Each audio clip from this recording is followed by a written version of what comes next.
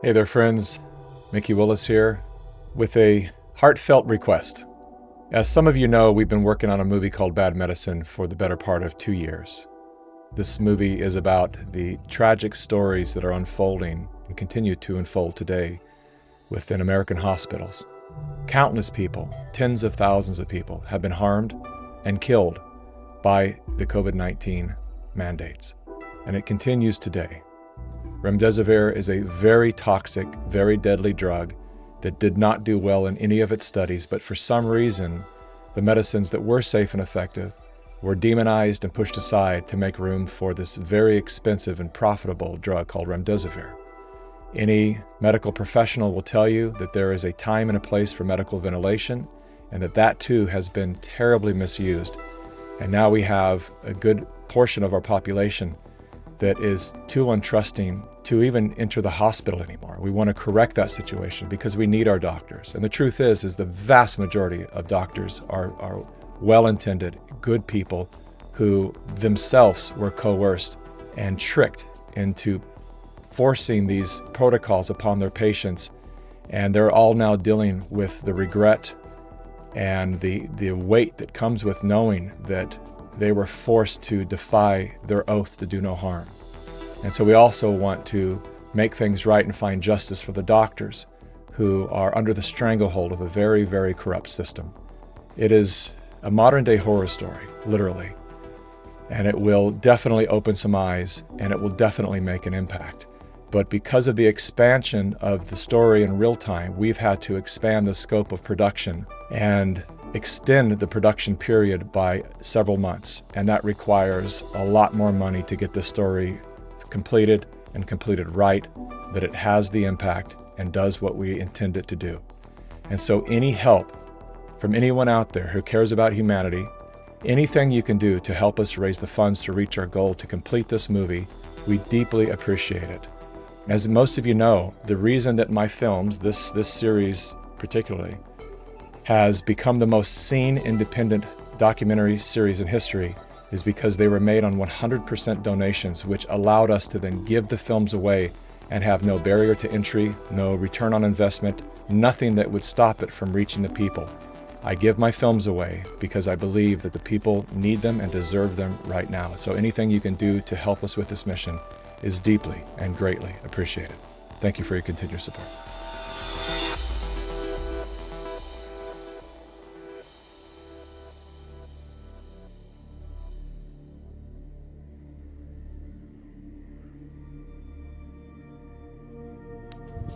Hey there, my name is Ben.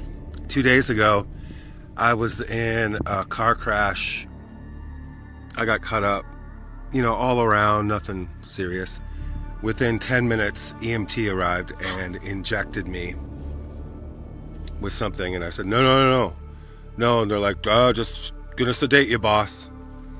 I woke up 8 hours later somehow with a vent, IV, catheter, whole 9 yards. I instinctively, without even thinking, pulled out the vent, pulled out the IV, pulled out the catheter, which was horrendous. And I walked to the door and I opened it, and staff was sitting there, and I said, "Why did you vent me?" And one of the nurses said, "You have COVID." I said, "What drugs did you put me on? What was coming through that IV?" They just looked at each other like, what do we do? What do we say? I think that they had no intention for me to ever wake up, and I would have been classified and counted as someone that died of COVID in the hospital. I'm trying desperately to get a hold of anybody that has a platform. I sincerely need this story to be heard. Thank you so much, and I'm so happy to be alive. I can't believe I woke up. Thank you. Doctors here started preparing for a pneumonia-like illness. That's why we started stocking up on so many ventilators. Could be the difference between life and death. They all need ventilators. Federal regulators are now allowing the emergency use of the experimental drug. Remdesivir has a clear-cut, significant positive effect. Hospitals are already running out of beds, mass supplies. It was reminiscent of 1986 when we were struggling for drugs for HIV.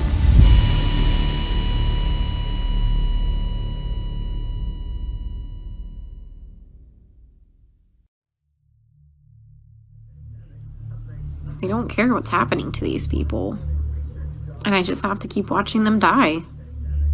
Because nobody's listening.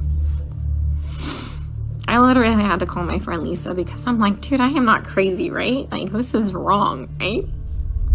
I'm unfortunately known globally viral as the nurse that was in the break room sobbing, saying that they were murdering my patients. It's either ignorance or it's fear.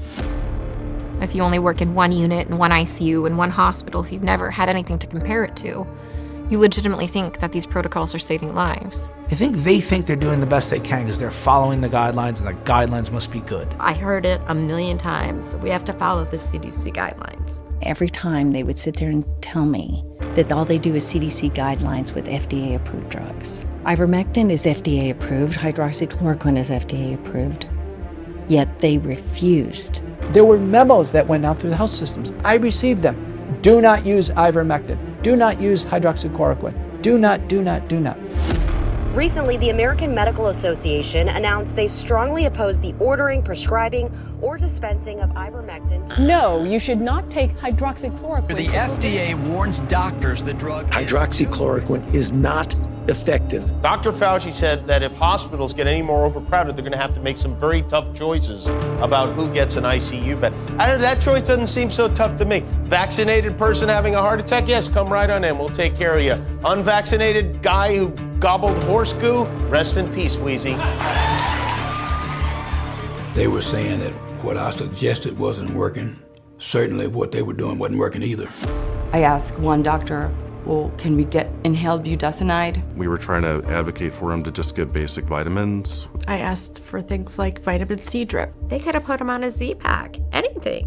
Why aren't we allowed to give him something else to try it and see if it's going to work? Most of the time they would just kind of ridicule the whole idea. And he chuckled, you don't do that here. You can take all the COVID part out and you still have severe abuse, mental, physical, being hit, being strapped down. They said we had to restrain Grace while you were gone. They kept her hands and wrists tied down to the bed. They're isolated. They're usually unable to call for a nurse. Cell phones are often placed across the room where they can't get to them. People just left in rooms for days without coming by to check on them. They're refused all nutrition, no food, no water. When your bodily autonomy doesn't exist anymore and you're being forced, coerced, bribed, punished, think about that for a minute. And what that really means? Wake up. As a clinician, for the first time in my entire career, I could not be a doctor. I had to stand by idly.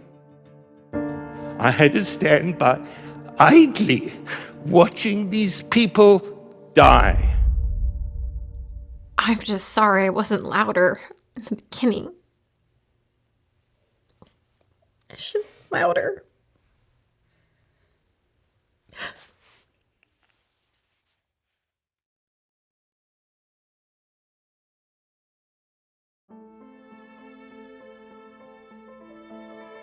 I met Dan on September 20th of 1980. I was at a phone booth with my friend Sylvia, and this guy walked by with two girls. He told them to go on inside to the restaurant, and he came back, and we chatted for so long. Then he said, you know, it's getting kind of late. We've been standing here a while. Why don't I pull my car around and we can just sit in my car? He pulled around in a 1978 black Trans Am with a gold bird, which I had the poster of that car on the back door of my bedroom. That was in September of '80, and then we were engaged by Thanksgiving.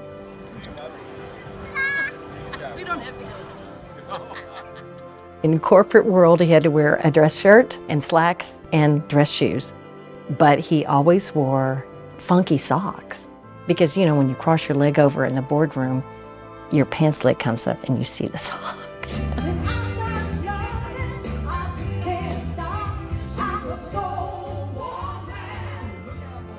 I was attending college, but I never finished because I wanted to be a rock star.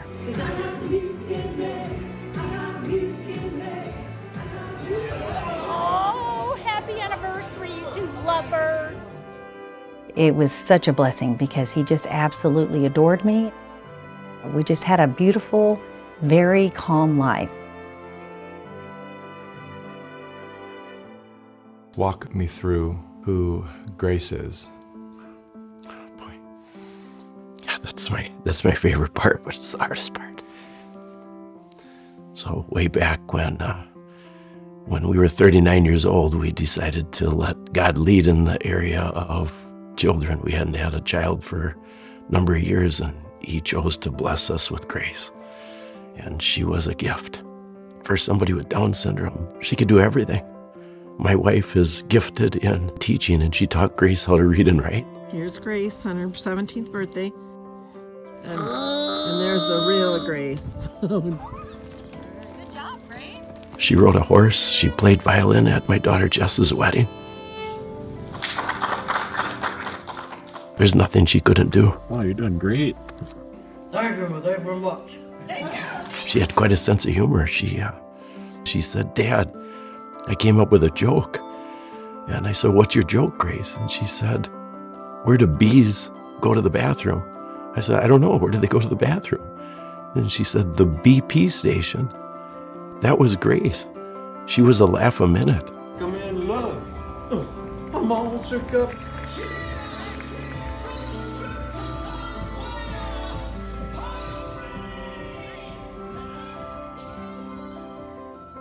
She was on loan to us for 19 years. And it was a great 19 years. She was the best kid. Dan and Grace are among the countless victims of a story so terrifying that it could serve as the plot of a horror film. They are grandparents, husbands, wives, sons, and daughters. The innocent casualties of a political agenda so cruel and cunning that it lured thousands of medical professionals to unwittingly defy their sacred oath. They say, time heals all wounds. But as anyone who has ever lost a loved one will tell you, some wounds outlast time.